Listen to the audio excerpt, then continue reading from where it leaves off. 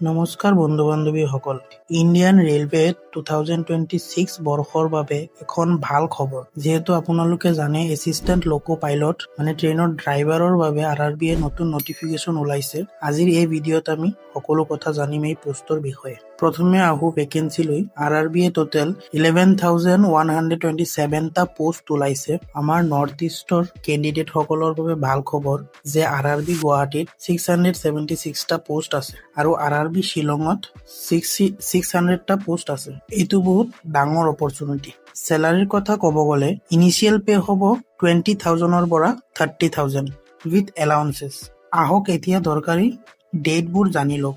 Apply কৰা start হৈছে 15 মে 2026ৰ পৰা আৰু লাষ্ট ডেট হ'ল 14 জুন। যিহেতু পিছত চাৰ্ভাৰ ডাউন থাকিব পাৰে, চ' লাষ্ট ডেটলৈকে ৰখি নাথাকিব, এতিয়াই এপ্লাই কৰি ল'ব। আৰু যদি এপ্লাই কৰোঁতে কিবা ভুল হয় 17 জুনৰ পৰা 26 জুনৰ ভিতৰত কাৰেকশ্যন কৰিব পাৰিব। আহক এতিয়া আমি এজ লিমিটটো জানি লওঁ। 1 জুলাই 2026 লৈ আপোনাৰ বয়স 18ৰ পৰা 30 বছৰৰ ভিতৰত হ'ব লাগিব। আৰু SC STৰ বাবে 5 ইয়াৰ, OBCৰ বাবে 3 ইয়াৰ এজ ৰিলেক্সেশ্যন আছে।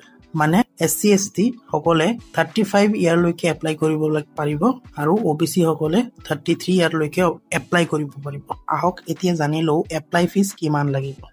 জেনেৰেল আৰু OBCৰ বাবে 500 টকা, SC ST এক্স ছাৰ্ভিচমেন বা মহিলা কেণ্ডিডেটৰ বাবে 250 টকা। OBC আৰু জেনেৰেল হতৰ এক্সাম দিয়াৰ পিছত 400 টকা ৰিটাৰ্ণ হৈ যাব আৰু SC ST এক্স ছাৰ্ভিচমেন সকলৰ টোটেল ফি ৰিটাৰ্ণ হৈ যাব। এতিয়া আমি এডুকেশ্যন কোৱালিফিকেশ্যন কি লাগিব এইটো জানিলো। এডুকেশ্যন কোৱালিফিকেশ্যন ইয়াত ক্লাছ 10ৰ লগত ITI থাকিব লাগিব, তেন্তে আপুনি এপ্লাই কৰিব পাৰিব। আৰু ইয়াত এটা ষ্ট্ৰিক্টলি মেনশ্যন আছে যে আপোনাৰ মেডিকেল ষ্টেণ্ডাৰ্ডটো A1 থাকিব লাগিব। মানে A1ৰ কেটেগৰীত যিমানখিনি ষ্টেণ্ডাৰ্ড মেনশ্যন কৰা আছে সেইখিনি আপুনি থাকিব লাগিব। ইয়াত চিলেকশ্যন প্ৰচেছত ফাৰ্ষ্টত এটা CBT টেষ্ট হ'ব, পিছত আৰু এটা CBT টেষ্ট হ'ব, তাৰ পিছত ডকুমেণ্ট ভেৰিফিকেশ্যন হ'ব।